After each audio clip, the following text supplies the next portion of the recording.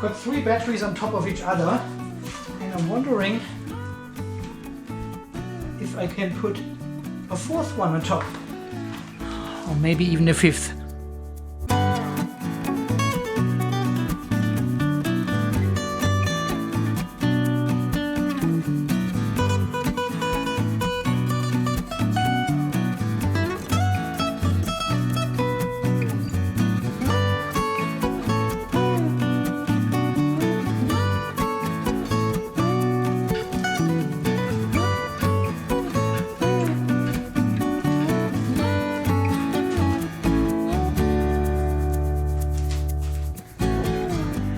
It is done. The Tower of Power. Man, I'm sweating. Despite the crane, I feel like I've lifted all these batteries myself. So these were just the preparations for the actual video, which is coming right now. I also put the Frankenstein battery on top of the Seplos Mason battery, because these are the same cases anyway. Then I finally put the Jakiper battery here on the other trolley. I haven't made any further videos when I craned the boxes on top of each other here. I'm just kidding, here it is.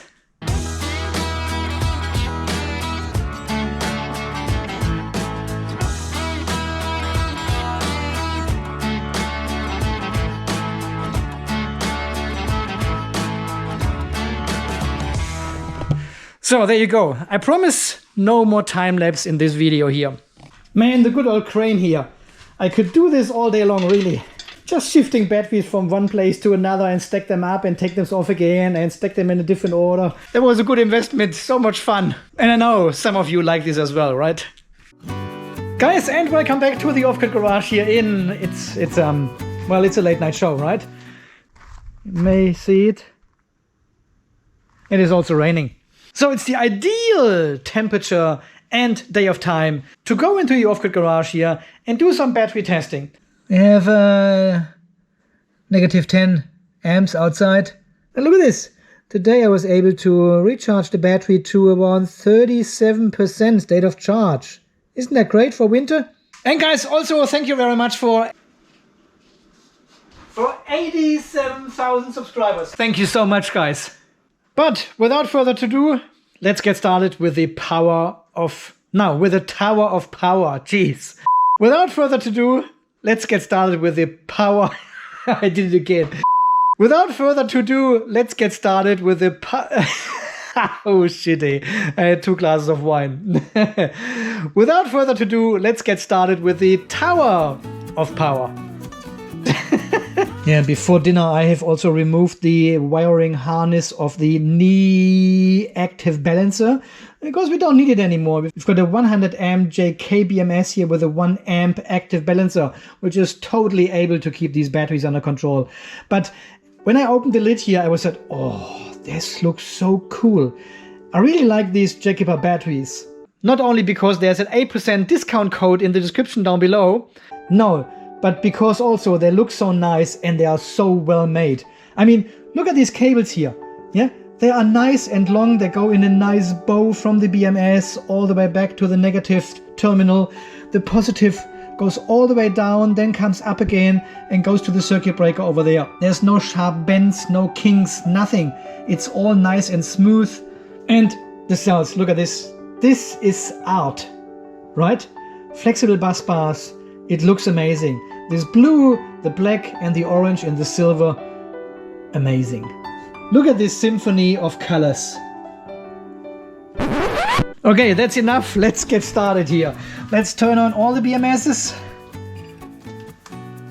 This one turns on here, and here the button still hangs around. Quick introduction, what do we have? We've got the JK BMS version 15 with EVE LF304 in the bottom. These are B-grade batteries. Same BMS version 15, 200 amp BMS, but we've got the original, how are they called? HVEV from Global Power in here. So these are the A-grade plus, whatever they call them. Here in the top shelf, we've got the GPSR1 PC200. This was the original battery with the paste BMS. That's why there is no display at the moment. There will be soon. And this also has the LF280K batteries in an A-grade quality. Up here we've got the Seplos 135 ampere hour battery. This uses the high G cells, and the BMS is now a JK 100 amp BMS with 1 amp active balancer. And we also have a circuit breaker now, which is super cool. And up here, as we have just seen, the Jaki battery, the piece of art as I call it. But here as well upgraded to the JK BMS with 100 amp and a 1 amp active balancer. Ooh, just seeing they have mounted their circuit breaker flush with the front panel here. Well, my one is sticking out. Oh, I like this one here. I like this. And even we still have a display in here. This is not functional anymore. This is from the older Pace BMS which was in here. Okay, as you can see here in the Tower of Power, we've got 1, 2, 3, 5 batteries now with the JK Inverter BMS. Ooh, is that an alarm? What does it say here? Yes, error 5. See, that's what a display is good for. You just got an alarm, you press the button and it tells you what's going on. Even this one does. Okay, but this doesn't tell me anything. I need to log into the BMS and see what's going on here. Interesting. And what does it say? Click to view alarm. Protection charge over temperature. Protection discharge over temperature. What? Ooh, battery T2, 85 degrees. This, my friends, this is the one we had the temperature sensors cut off and used the ones which were soldered to the Seplos PCB. Obviously, one of them is playing up because when I did the video yesterday, I had a look at the temperature sensors and they all were fine. Well, let me quickly change the settings here so it doesn't bother us with the alarm anymore. Disable temperature sensors. Yes. Alarm is gone. Okay, we have turned the temperature sensors off for the moment. I have to have a look. Oh, damn it. I can't access the box anymore because this one is sitting on top of it. So the whole purpose of this video tonight is to test these batteries out. In terms of communication with the Victron system, it will work the same way with your inverter as well. And we've got the 100 amp BMS, we've got the 200 amp BMS, we've got the version 14 and the version 15 in a mix and see what works, what doesn't work, what is good, what is bad. So we can do a whole lot of testing now with these parallel batteries. At this point, I'm not bothering to wire these batteries up in terms of the battery terminals. So we are solely going for the communication tonight, how they communicate to each other, if they communicate to each other, and what the problems are. I'll probably do another video at a later stage when we have all these batteries connected in parallel and we charge them from the pull fence system then. And then we can do some more testing, change the settings of single BMSs and see what happens when the battery is fully charged. If one battery has an overvoltage protection, how do the other batteries react? How does it report this to your inverter? How does the inverter react? Is it shutting down? Is it just slowing down? All this kind of stuff I want to explore. And of course share with you here on the channel. So, and tonight we are going to use the battery BMS CAN Type A cable from Victron here. This is a cable my friend Rob. What's his name, Rob? Well, he sent me all this Oettinger merch here as well, the truck and these beer coasters as well. And he also sent me a Type A and Type B cable. And we definitely need a Type A cable for the Victron system. So one says battery BMS CAN Type A and the other end says Victron VE CAN. So obviously this one goes into your color control, into your GX device, into your Raspberry Pi CAN head. And this one goes into the BMS. That's why they are labeled differently. So anyway, we use the Victron VE CAN side of the cable and plug this into our BMS CAN port on the right hand side. On the left there is the terminator. This is the BMS CAN Type A and we just plug this into the do-it-yourself box. But we are not using the CAN port, we are using the RS485A port. There we go. So why is that? Well, Global Power has mixed up the writing on their front panel. This is the pre-assembled battery. RS485 is on the left, CAN is on the right, which is correct. But the two do-it-yourself boxes have this mixed up for whatever reason. Nobody has checked it. It always starts with RS485 on the left and CAN on the right. So this is our CAN port. Okay, and as soon as we plug in the CAN port, the smart BMS shows up in the Victron system under settings. We can see 74%, 52.8 volts and 0 amps obviously. So once we click on it, we've got a bit more details, battery temperature as well. We go to details and we've got lowest cell voltage, battery number 1, highest cell voltage, cell number 1, I should say, not battery. And the same for the minimum and maximum cell temperature as well. So it gives you the indication which cell is actually the highest and the lowest for both voltage and temperature. Battery modules, we've got 1 online, 0 offline. Number of modules blocking, charging, discharging, 0. Nothing, there's no alarm at the moment. So that's all good. And installed available capacity 304 ampere hours, and we've got 227 ampere hours available at the moment because we are on, what did it say? 74% state of charge? Yeah, that's right. So it does the calculation for you. It gives you all the information. That is perfect. So, and as you cannot see, I'll get you closer. So, and as you can see right now, all the dip switches are set on 0, yeah? We've got no address set for this BMS here where the cable plugs in. So if you have only one battery, it already works with all the dip switches to 0. If we turn on dip switch number 1, like this, we've got 1, 0, 0, 0. And we have a look in the Victron system, it still works. So you can see the voltage changing there for the highest voltage, and the communication is still there. So in fact, it doesn't really matter which dip switches you are setting if you have only one battery, yeah? You can do it like this, for example, and the communication will still work. It doesn't matter. There you can see the voltage is still changing, so communication still works. Okay, let's put this all back to 0, 0, 0, 0. Okay, so first thing you want to do is connect another battery, and we use a short patch cable which comes with a JK BMS, and we plug this into one of the right ports, RS485B or C. Doesn't matter. We use the C port here, and we go to this battery here and use the C port here as well. Bam. Yeah. And now, as we can see in the Victron system, it still works, but it shows us only one battery online, right? But we are still getting the information. So, and why is that? Because we have not changed the dip switches here in the second battery. Yeah, this one sits on 0, 0, 0, and this one sits on 0, 0, 0 as well, which is bad. So the master battery, which is connected to our inverter, does not know there is a slave battery connected at the moment.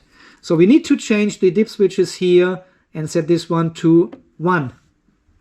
Yeah, this master is 0, this one is 1. And we can see here in the inverter, in the Victron system, it shows now 2 batteries online. What it doesn't show us is which battery has now the lowest cell, which battery has now the hottest cell. It still shows cell number 3 as the lowest voltage and cell number 1 as the highest voltage. But is this in battery number 0 or is this in battery number 1 now? Well, we don't know. We've got 2 batteries online, and if we scroll further down, we can also see it has now add up the capacity of these 2 batteries. Yeah, 304 ampere hours for the master and 280 for the slave. And it adds these capacities up and shows us 584 ampere hours. And we have 444 ampere hours available for both batteries. And if we go back here in the menu, you can also see the state of charge has now changed to 76%. If we disconnect the slave again and go with one battery only, it goes back to 74. So obviously this battery, the master, has 74%, and this one may have like 78%. And the master calculates the average of all the capacities of all the state of charges and reports this to your inverter. And it works great. And it would do exactly the same as well with the current. Yeah, 10 amps in the master, 12 amps in the slave, and it would show 22 amps in your inverter. And this is exactly how good BMS communication should look like. And it should be that easy.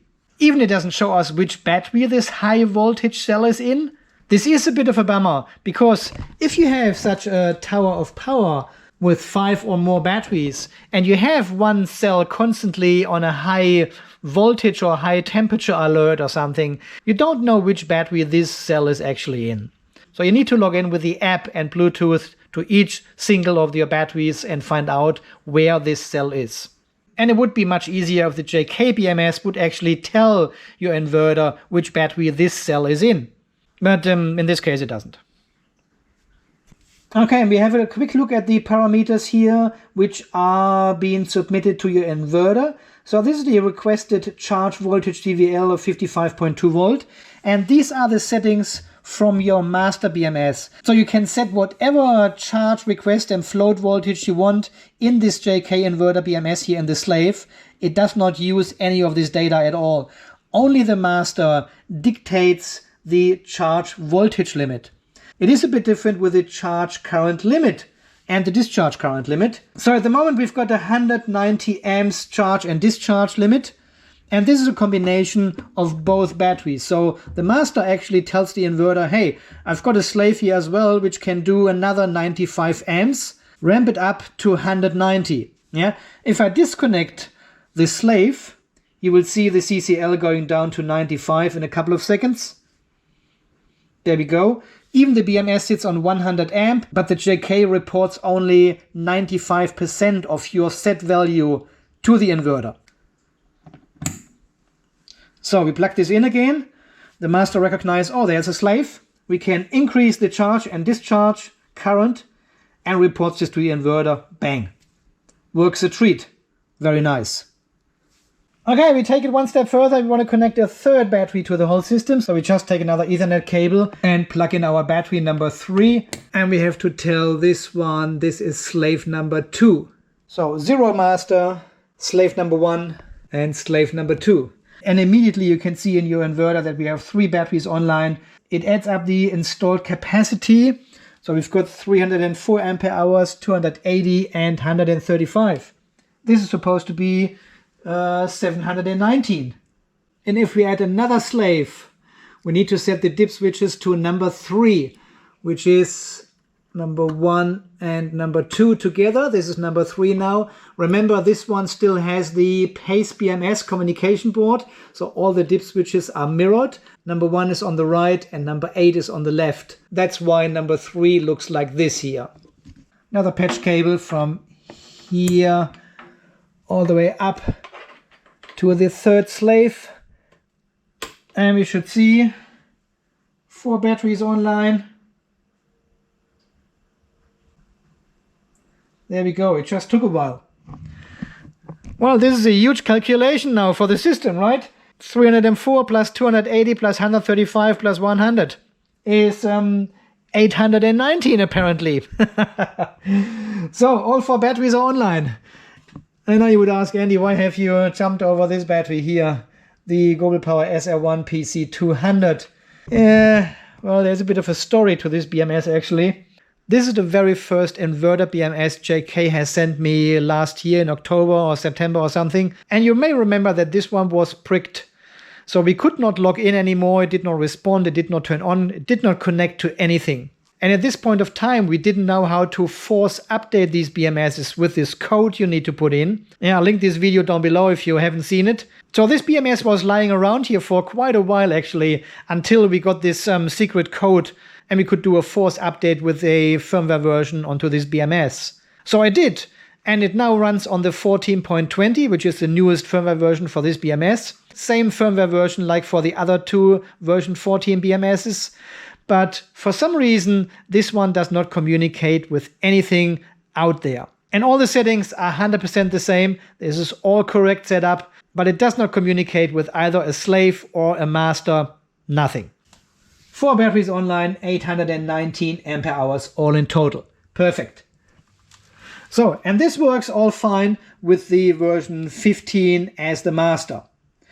What about if we have a version 14 as the master though? Let's keep all the connections as they are and we just change the dip switches. From the top we make this one our master. 0, first slave number 1, second slave number 2, and the third slave is number 3. Okay, we take the BMS cable out and we plug this one into our new master here at the top.